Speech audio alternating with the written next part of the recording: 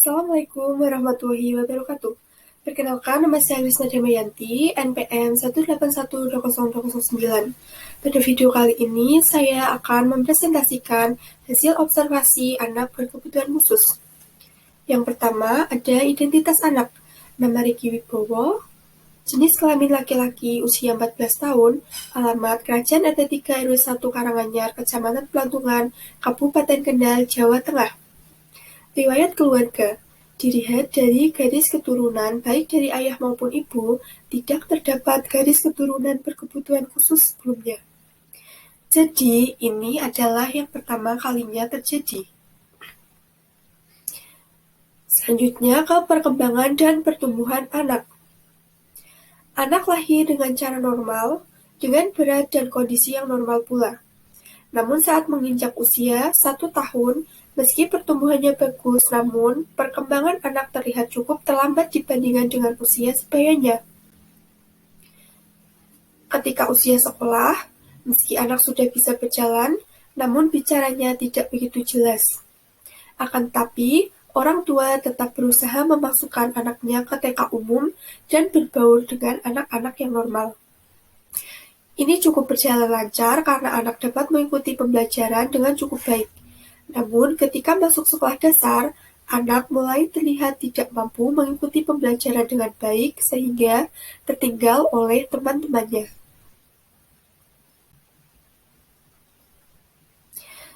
Akhirnya, orang tua membawa anak ke dokter untuk memeriksakan keadaannya. Dengan saran dokter, si anak dipindahkan sekolahnya ke SLB terdekat. Namun anak merasa takut melihat teman-temannya yang lain dan tidak mau berangkat ke sekolah. Jadi, anak tidak lagi bersekolah sampai sekarang. Selanjutnya, ada kebiasaan anak. Kebiasaan anak sehari-hari cenderung monoton dan terus berulang setiap harinya. Mulai dari waktu makan, bermain, dan juga tidur selalu pakem pada waktunya. Tingkatan ABK. Dilihat dari ciri-cirinya dan juga kebiasaan anak, jadi kemungkinan anak mengidap tunagrahita dengan tingkatan sedang, yaitu dengan rentang IQ 40-55.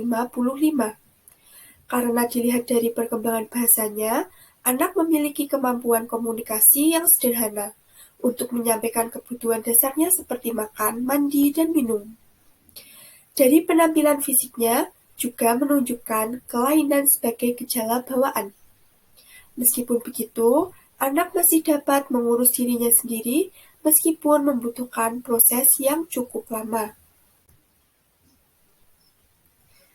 Perlakuan-perlakuan di lingkungan. Yang pertama ada lingkungan keluarga. Di lingkungan keluarga, anak mendapat perlakuan baik dan juga perhatian dari kedua orang tuanya dan juga kedua kakaknya.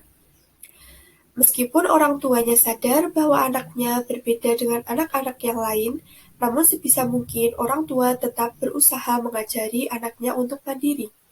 Contohnya saja mandi sendiri, makan sendiri, dan berganti pakaian sendiri.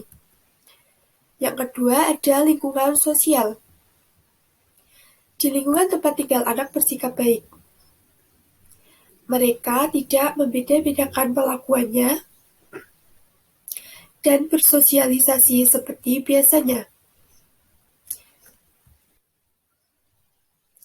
Meski kadang tetangga tidak terlalu paham dengan apa yang anak bicarakan, namun mereka mencoba memahaminya dengan baik. Tidak ada diskriminasi di sini, semua berjalan berdampingan dan mencoba menerima keadaannya.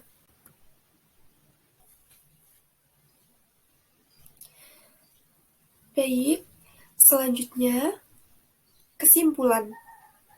Dari apa yang telah saya paparkan, maka dapat diambil kesimpulan bahwa anak terindikasi tunagrahita dengan tingkatan sedang, rentang IQ 45 sampai dengan 55. Meski tidak lagi melanjutkan sekolahnya, namun anak berkembang dengan cukup baik dan dapat melakukan tugas-tugas ringan untuk dirinya sendiri yang tentu saja itu karena orang tua yang sudah dengan sabar mengajari anak.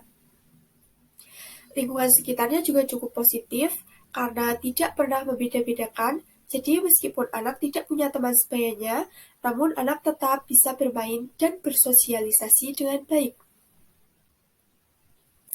Saran dari saya, alangkah lebih baiknya jika anak dibawa ke dokter lagi untuk pemeriksaan lanjutan dan juga diusahakan untuk bersekolah di sekolah yang sesuai agar anak dapat berkembang dan juga mendapatkan keterampilan yang tentunya akan berguna untuk kehidupannya.